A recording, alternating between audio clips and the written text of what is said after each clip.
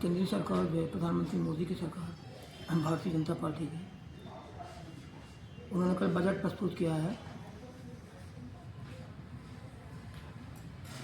और ऐसे प्रदर्शित किया है कि बहुत काम करने वाली सरकार है और संडे के दिन उन्होंने बजट प्रस्तुत किया है तो उनके पास समय नहीं है। आमतौर पर वर्किंग डे में बजट होता है, अभी तक तो वर्किंग डे में ही बजट हुआ है, सोमवार मंगलवार जो भी दिन हो, एक इतवार को बजट किया संडे को में। और ये बजट जो है पूरा जन विरोधी बजट है, किसान विरोधी बजट है, महंगाई को कम करने में उसमें कोई प्लान नहीं है, बेरोजगारी को घटाने के लिए कोई प्लान नहीं है, रोजगार देने का कोई प्लान नहीं है, शिक्षा के लिए बजट में कुछ भी नहीं है, किसानों के लिए बजट में कोई चीज़ नहीं बताई है। तो बजट, ये टोटल बजट जो है पूरा फ्लॉप बजट है और ये विजन बता रहे कि विजन बता रहे कि 2047 का विजन बता रहे हैं। अब 2047 में आते आते जब मोदी रहेंगे नहीं, जिनकी सरकार का भी अता पता नहीं रहेगा, जब आज ये हालत है अभी 2026 में, तो 2047 के विजन की क्यों बात कर रहे हैं आप? इतना लंबा विजन क्यों बता रहे हैं आप? इतना बताओ कि जब तक आपकी सरकार रह सकती है उस समय का बताओ आप, तब तक विजन प्रस्तुत करो आप। जिसका कोई अता पता नहीं उसके बारे में बोल रहे हो, गुमराह करे जनता को, एक ख्याली पुलावा दे रहे हैं उनको एक परोस करके। भारत की कुल जनसंख्या जो है लगभग 150 करोड़ है अधिकतम, उसमें 56 करोड़ लोग जो है बेरोजगार है। और कल टीवी पे इनका आ रहा था समाचार, तो बोल रहे थे कि जो बेरोजगार नौजवान है उसको रील बनाने हम सिखाएंगे, रील बनाना। रील बनाने का रोजगार कोई होता है? रील बनाते बनाते कितने लोग ट्रेन में कट के मर गए, कोई पुल के नीचे गिर गए, मर गए नौजवान। अब ये रील बनाने का काम, ये भी कोई रोजगार होता है कोई? तो बहुत ही बेशर्मी के साथ ये कुछ भी बोला जा रहा है, कुछ समझ ही नहीं उनको कुछ। तो रील बनाने को रोजगार होता है रील बनाने का? जब इन्होंने बोला था, क्या बोला था उन्होंने, हर साल हम 2 करोड़ लोगों को रोजगार देंगे, 2 करोड़ को रोजगार बोला था, नहीं मिला रोजगार। पहले बोला था 22 तक के किसान की आमदनी हम डबल करेंगे, कुछ भी नहीं हुआ उसमें, और घट गई आमदनी। उन्होंने कहा था प्रधानमंत्री आवास योजना में किसी का भी मकान कच्चा नहीं रहेगा देश में, पूरे भारत में। जो पहले उन्होंने जब शुरू किया है वही मकान अभी नहीं बन पाए हैं, तो देश में कच्चा रहने के बाद उसको ही पूरा नहीं कर पाए अभी तक भी, 2026 तक भी वो पूरा नहीं हो पाया है। वो बोल रहे हैं कि हाई स्पीड हम रेल चलाएंगे। हाई स्पीड रेल चलाएंगे, क्या करोगे आप? ये रेल चल रही उसी को ठीक से चला नहीं पा रहे हैं। और सबसे ज़्यादा दुर्घटना हुई है मोदी सरकार की पिछले 2 वर्षों में, सबसे ज़्यादा दुर्घटना में कितने लोग मारे गए हैं, हजारों लोग की मृत्यु हो गई। इतनी दुर्घटना कभी नहीं हुई थी। और इतनी बेशरम सरकार है, इतनी नालायक सरकार है प्रधानमंत्री मोदी की, कि इतने लोग मर रहे हैं फिर भी कोई वहाँ से पद पे इस्तीफा नहीं दे रहा है। न रेल मंत्री इस्तीफा दे रहा है, न कोई मंत्री इस्तीफा दे रहा है, न प्रधानमंत्री उस पर कुछ कर रहे हैं। आपको याद होगा जब लाल बहादुर शास्त्री जी, जब सरकार थी कांग्रेस पार्टी के, वो रेल मंत्री थे, एक दुर्घटना में लाल बहादुर शास्त्री जी ने इस्तीफा दे दिया था रेल मंत्री पद से, छोड़ दिया था खुद ही, उनको किसी ने बोला ही था, खुद ने छोड़ दिया था। ये नैतिकता थी उनमें, उस समय के लोगों में। ये तो बिल्कुल अनैतिक लोग हैं। ये बेईमानों की सरकार है, झूठ बोलने वाली सरकार है, गुमराह करने वाली सरकार है लगातार। शिक्षा के ऊपर ये जब MBBS है, इंजीनियरिंग कॉलेज में एडमिशन लेना है, कितना पैसा लग रहा है? प्राइवेट कॉलेज में कितना पैसा, कितनी फीस लग रही है? मनमानी फीस। और प्राइवेट कॉलेजों का और प्राइवेट स्कूलों का बाढ़ आ गया एकदम से। और वहाँ जो मध्यम वर्ग के बच्चे हैं, जो गरीब बच्चे हैं, वहाँ पढ़ने जा ही नहीं सकते हैं, उतनी फीस दे नहीं सकते हैं। उनमें क्वालिटी है, होशियार हैं, क्षमता उनमें है, लेकिन वहाँ तक जा ही नहीं सकते हो। तो ये प्राइवेट कॉलेजों को क्यों बढ़ावा दे रहे हैं? इतनी फीस कहाँ देंगे? सरकार मतलब इतनी निकम्मी सरकार है कि अपना कॉलेज नहीं बना सकती अच्छा। इन्हें सरकार के कॉलेज से प्राइवेट कॉलेज ज़्यादा अच्छे हो रहे हैं, तो सरकार को तो डूब बनना चाहिए चुल्लू पर पानी में।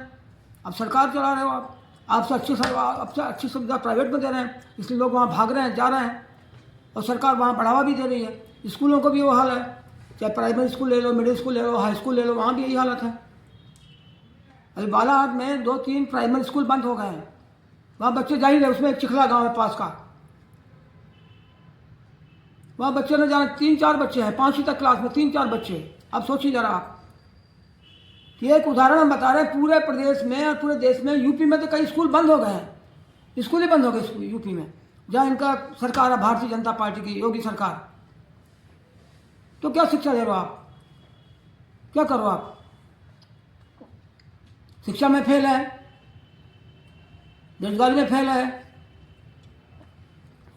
चिकित्सा की हालत देख लो आप, स्वास्थ्य के ऊपर कुछ नहीं कर रही है सरकार। अरे भाई 3 दिन पहले तो यहाँ बालाहाट में कितने महिलाएं जो है वो डिलीवरी के लिए आई हुई थी, 90-93 महिला आई हुई थी, और वो सबके सब कलेक्टर देखते रहा, और सबकी सब महिला प्राइवेट अस्पताल में चले गए यहाँ से। शर्म आ रही सरकार को? कोई चिकित्सा की कोई सुविधा ही नहीं है, कुछ भी नहीं है। किसानों का हालत खराब, किसानों को बिजली नहीं दे पा रहे हैं, पानी नहीं दे पा रहे। अभी इस बार क्या बोला बालाहाट में कलेक्टर ने, कलेक्टर बोल रहा मतलब सरकार बोल रही, प्रशासन के लोग क्या बोला कि बिजली नहीं मिलेगी आपको, खेती में धान पैदा करने के लिए, फसल पैदा कर, बिजली नहीं मिलेगी आपको। अगर बिजली कोई लेगा तो उसको पकड़ के उस पर FIR की जाएगी। पानी कोई लेगा नहर से तो उस पर, तालाब से पानी लेगा, नहर से पानी, उसको जेल में डाला जाएगा। ये हालत है।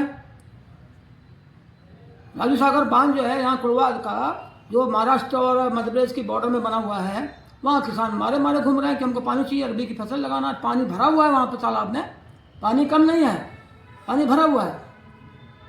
ढूटी का भी यही हाल है, ढूटी डैम का, वहाँ पानी भरा हुआ है, वहाँ से पानी नहीं दे पा रहे हैं। निकम्मी सरकार है ये, प्रधानमंत्री मोदी की, भाजपा की और मध्य प्रदेश की। किसानों को पानी तक नहीं दे सक रहे हैं, तो बाकी चीज़ क्या देंगे? महंगाई, अभी आपका तेल खाने का लेने जाओ, 800 ग्राम तेल फॉर्चून का 140 रुपये मिल रहा है बालाहाट में, 800 ग्राम पैकेट। नमक 30 रुपये का एक पैकेट, 1 किलो 30 रुपये का नमक मिल रहा है टाटा का। खाना बनाने की गैस महंगी पड़ी हुई है। पहले क्या बोला था उन्होंने, 400 रुपये में देंगे हम, सरकार हमारी बनेगी तो। कहीं कुछ कर रहे हैं क्या? खाली झूठ बोलना है और लोगों को गुमराह करने के अलावा कोई काम मोदी सरकार नहीं कर रही है कहीं से भी। विदेशों में कनाडा है, अमेरिका है, जो ये लगे हुए देश जो है, कनाडा में खास तौर से, वहाँ किसानों को 90% सब्सिडी देते, 90% सब्सिडी कृषि उपकरण खरीदने के लिए, बीज के लिए, खेती करने के लिए। और कुछ कुछ में तो 100% सब्सिडी रखी, 100% सब्सिडी है वहाँ पर। ट्रैक्टर के लिए, आपका नागर के लिए, कल्टीवेटर, जो भी काम करना चाहें, 80%, 90%, 100%, उससे कम नहीं कहीं पे भी सब्सिडी। यहाँ कोई सब्सिडी है यहाँ पे किसानों के लिए? कोई मदद है? किसान देश का अन्नदाता है, पूरा देश को पालता है, देश की रीढ़ की हड्डी है। उस किसान को आप सहायता दे रहे हो, उसको मदद नहीं दे रहे हो आप। उसको बिजली देने से चिल्ला रहे हो, आपकी बिजली नहीं मिले, कनेक्शन काट देंगे आपका, पानी नहीं मिलेगा आपको। शर्म आ रही है? अभी कुड़वा के किसानों ने आंदोलन करने की चेतावनी दी हुई है, तो कहीं नहीं है। विदेशों में शिक्षा जो है मुफ्त है, शिक्षा चिकित्सा मुफ्त है विदेशों में, कनाडा में। वहाँ पे सीधा आपको घर में बीमार हो जाता है तो बीमार आदमी के घर से एक फ़ोन जाएगा प्रशासन के पास में, वो वहाँ से एम्बुलेंस भेजेंगे, एम्बुलेंस भेज के वो आदमी को एम्बुलेंस में जा करके अस्पताल में जाएंगे, भर्ती करेंगे, उसका इलाज करेंगे मुफ्त में पूरा, और जब ठीक हो जाएगा उसको पहुँचा देते हैं। क्या बात करो, बोलता है हमारी अर्थव्यवस्था जो है 3रे नंबर पे है, हम 3rd पावर है। क्या 3rd पावर हो तुम? 3rd वर्ल्ड पावर नहीं, तुम्हारी सरकार ही 3rd है, 3rd क्लास सरकार है। तो विदेशी से क्या मुकाबला करोगे आप? अभी कितना कर्जा हो गया? अभी मोदी सरकार पर कर्ज जो है, वो कर्ज क्यों नहीं बताते हर बजट में? कर्ज बताना चाहिए कितना कर्ज हो रहा करके, कर्ज नहीं बताती मोदी सरकार। कितना कर्ज हुआ है, कितना नहीं हुआ है, ये कहाँ बता रही है कर्ज। उसके पहले मैं आपको बता रहा हूँ कि ये सोने की जहाँ तक बात कर रहे हैं, सोना जो है जब 14 में जब मोदी सरकार आई थी तो सोना कितना था? 28,000 रुपया तोला 14 में। अभी कितना सोना है? अभी हो गया कम से कम 1,62,000 अभी तो सोना हो गया है। पहले तो और बढ़ गया, तभी कम हुआ थोड़ा सा, तो सोना ये बढ़ गया। चांदी का भी रेट वैसे ही है, 40,000 रुपये चांदी था 14 में। अब चांदी हो गई है अभी 2,74,000 1 किलो। क्यों इतना रेट बढ़ रहा है, क्यों इतना दाम बढ़ रहा है? ये बड़े बड़े पूंजीपति सरकार है, अडानी की, अंबानी की, ऐसे बड़े बड़े पूंजीपति सरकार है। वो सारा बजट उनको लेकर ही है, उनको फायदा कैसे हो सकता है, उनको लेकर सारा बजट है इनका। भारत पे भी जो कर्ज है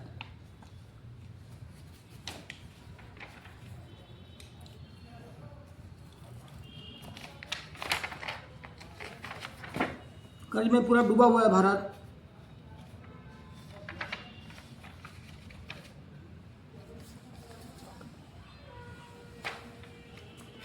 पहले जो कर्ज था भारत के ऊपर में कर्ज था, पहले 2014 में जो कर्ज था 55 लाख वो था, 14 में जो कर्ज था वो था 440 अरब डॉलर का, और अभी कर्ज हो गया इन पे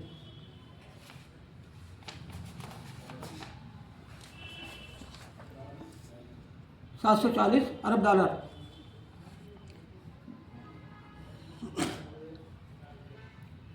कर्ज बढ़ता ही जा रहा है, कर्ज कम ही हो रहा है इनका। कर्ज में डूबी सरकार है। 14 में 440 था, अभी हो गया 440 अरब, अभी हो गया 740 अरब से भी ज़्यादा हो गया। अभी कितना कर्ज है? सर एक सवाल था, जैसे थोड़ी देर पहले आपने कहा कि स्कूल और कॉलेज जो है प्राइवेट बहुत आगे बढ़ रहे हैं, तो जिस तरीके से हमको नॉलेज में आता है कि कुछ चुनिंदा जो बड़े नेता लोगों का पैसा है तो कॉलेज और स्कूलों में प्राइवेटों में लग रहा है, उस मामले में आपकी क्या राय है? इसमें ये तो बिल्कुल नहीं होना चाहिए, और इसमें सब नेताओं के पैसे हैं, खासकर भारतीय जनता पार्टी नेताओं के पैसे ज़्यादा उसमें है। बालाघाट का जो कॉलेज, सरदार पटेल कॉलेज, यहाँ पे सारा पैसा भारतीय जनता पार्टी के नेताओं का है, मंत्रियों का है। और कॉलेज में पूरी धांधली होती है, पूरा एक रैकेट चलता है, पढ़ाई लिखाई वहाँ होती नहीं है। कोई बच्चा आता है, पैसा देता है, वहाँ पे घर में बैठा रहता है और अटेंडेंस लगती जाती है, फिर परीक्षा में आता है, बैठता है, पास हो जाता है। कभी सोचा यहाँ पे किसी ने छापा मारा, किसी ने देखा इसको सरदार पटेल कॉलेज में? और कितना बढ़ता जा रहा है, कितना बढ़ता जा रहा है। ये जो सरकारी कॉलेज है वहीं के वहीं रह गए, जिस स्थिति में तो वहीं रह गए। डिग्री कॉलेज जो है ये जटाशंकर त्रिवेदी कॉलेज, जिसमें मैंने भी पढ़ा है, वो कॉलेज जैसा था वैसे ही बन गया, कोई एक फैकल्टी नहीं बढ़ पाई। बालाघाट में कुछ भी नहीं हो पाया, इंजीनियरिंग कॉलेज नहीं हो पाया बालाघाट में, मेडिकल कॉलेज नहीं हो पाया मैं बालाघाट में, घोषणा हो गई बस खत्म, बाउंड्री वाल बन गया खत्म। लॉ कॉलेज नहीं बालाघाट में ठीक से, उसकी बिल्डिंग नहीं है। साइंस कॉलेज अलग नहीं है, कुछ भी नहीं है यहाँ पर बालाघाट में। मगर सरदार पटेल कॉलेज में सारी सुविधाएं हो गई, सरकारी कॉलेज है ही नहीं यहाँ पर। बीएड एमएड सब कॉलेज उसके पास है, यहाँ है सरकारी कॉलेज है, कोई बीए एमएड यहाँ पर बालाघाट में नहीं है। तो एकदम लूट मची, वो अरबों रुपए की प्रॉपर्टी बना। वो जो सरदार पटेल वाला जो है वो दिवाकर सिंह, मैंने उसको देखा है, साइकिल में घूमता था पठीचर। यहाँ पे एक स्कूल बना, ज्योति स्कूल खुला था, ये सामने में अम्बेडकर चौक के सामने में, वहाँ वो टीचर था, सिर्फ साइकिल में जाता था, पानी अपने हाथ से भरता था। इनके दुकान के बाजू में, इनको पता है, अपने हाथ से बाल्टी में पानी भरता था। साइकिल और उसके बाद कितना अनाप सब संपत्ति, इतनी कहाँ से आ गई संपत्ति। तो ये प्राइवेट कॉलेज जो है ये लगातार बढ़ रहे हैं, पूरे देश में ये हो रहा है। 65 टोला में बैयर के पास में एक कॉलेज बना दिया उसने अभी, और एक कॉलेज बन गया उसका। हॉस्पिटल खोल लिया उसने यहाँ पे, गायखोरी में हॉस्पिटल भी खोल लिया, वो चिकित्सा क्षेत्र में भी घुस गया अभी वो।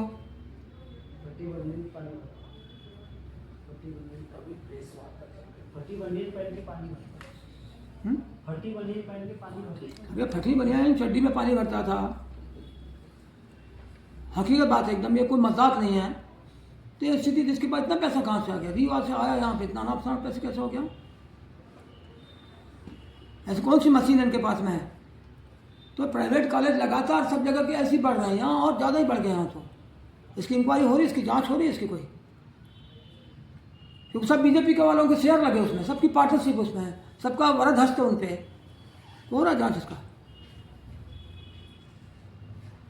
अब तो उन्होंने वो भी कर लिया, यहाँ पे कॉलेज यहाँ पे बना लिया। वो क्या आपका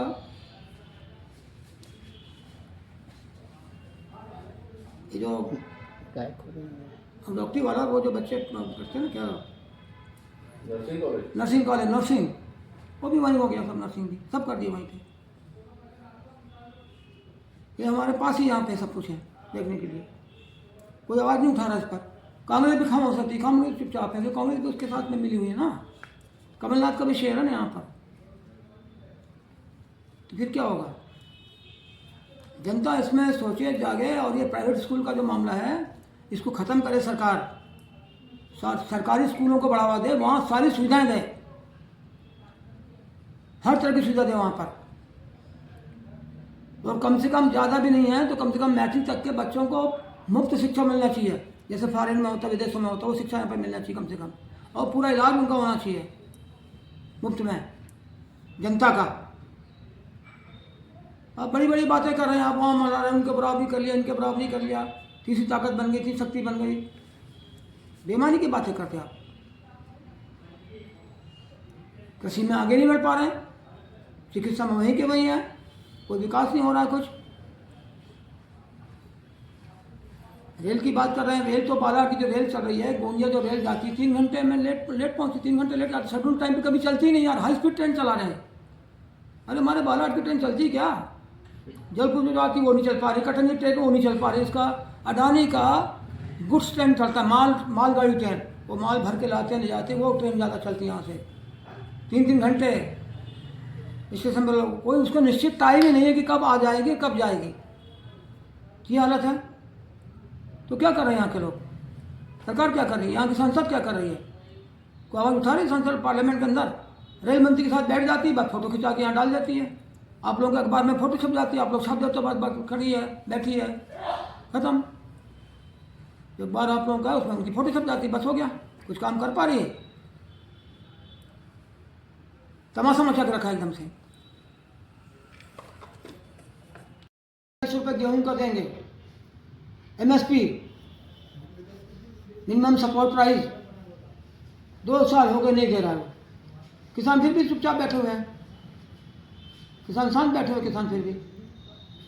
विधानसभा में भी आवाज नहीं उठ रही, कांग्रेस पार्टी भी कुछ ज़्यादा लड़ाई नहीं लड़ रही है। अरे जो बोला उसको नहीं कर रहे, तो कितनी झूठी सरकार है, कितनी बेईमान सरकार है। तो मध्य प्रदेश के अंदर बोला ना, ये बात को। और वो minimum support price, minimum price मांग रहे हैं, मिनिमम, कम से कम इतना तो हमको जीने के लिए। मैक्सिमम नहीं है कि जो देने में कोई तकलीफ हो रही, मिनिमम प्राइस है। उनने खुद बनाया कि मिनिमम इतना देंगे हम, क्यों दे पा रहे हो आप? साला खाद महंगा, बीज महंगा, उपकरण महंगे, सारी चीज़ महंगी, किसान पूरा सस्ता, सब चीज़ महंगी, किसान सस्ता, मजदूर सस्ता।